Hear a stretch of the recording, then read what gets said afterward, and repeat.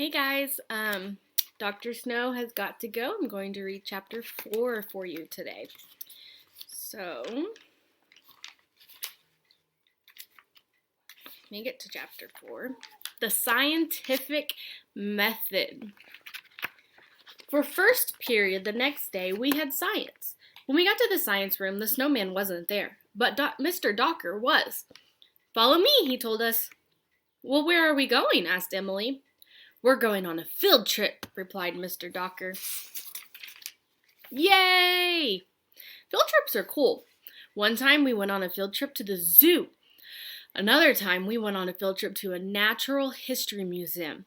But if you ask me, they shouldn't be called field trips unless you take a trip to a field. Then they would have the perfect name. Mr. Docker led us to a secret stairway near the science room.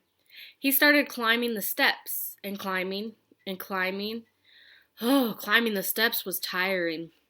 Where are we going? Asked Michael. You'll find out, said Mr. Docker.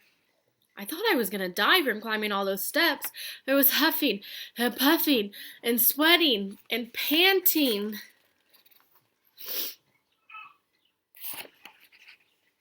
Finally, Mr. Docker opened a door at the top of the stairs, and you'll never believe in a million, 100 years what was up there.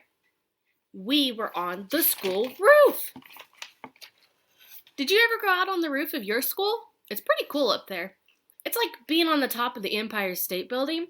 You can see forever from the roof, or at least the next block. And you'll never believe who was up there. I'm not going to tell you. Okay, I'll tell you. It was Dr. Snow, the snowman.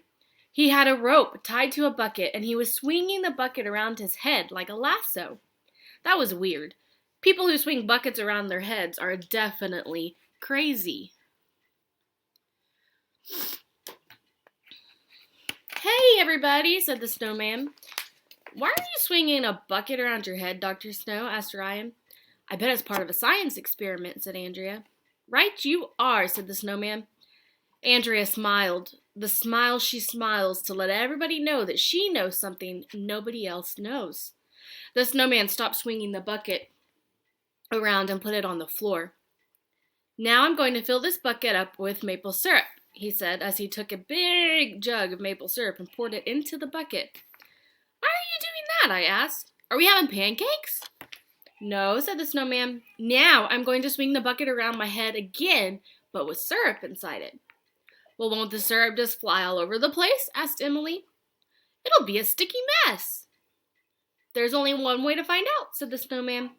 That's why scientists do experiments. The snowman picked up the bucket with the rope and started swinging it around slowly. Emily looked scared. I'm scared, said Emily. Okay, now I'm going to swing it a little faster, said the snowman. Stand back. Watch out, shouted Emily, covering her eyes. Run for your lives, shouted Neil. The snowman started swinging the bucket around faster and faster. The bucket was flying around him sideways. The snowman looked like one of those cowboys at a rodeo who was about to rope a steer. And then the most amazing thing in the history of the world happened. Nothing. The maple syrup didn't fly out of the bucket like I thought it would. It just stayed in there, even though the bucket was sideways. Wow, we all said, which is Mom upside down. It's like magic, I hollered. No, this is a demonstration of centripetal force, said the snowman. When an object is moving in a circular path, centripetal force keeps it fixed on that path. Cool, we all said. Isn't science interesting? Asked Mr. Docker. When I grow up, Andrea said, I'm going to be a scientist. Me too, said Emily, who always does everything Andrea does. The snowman kept swinging the bucket around and around. Then, when the weirdest thing in the history of the world happened. I guess the rope that was attached to the bucket came loose, because the next thing everybody knew, the bucket of maple syrup went flying off the roof.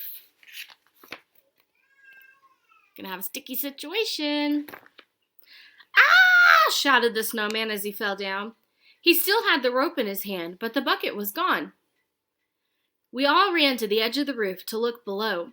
The bucket was on the grass in front of the school, and the sidewalk was covered with maple syrup. And that was a demonstration of centrifugal force, said the snowman.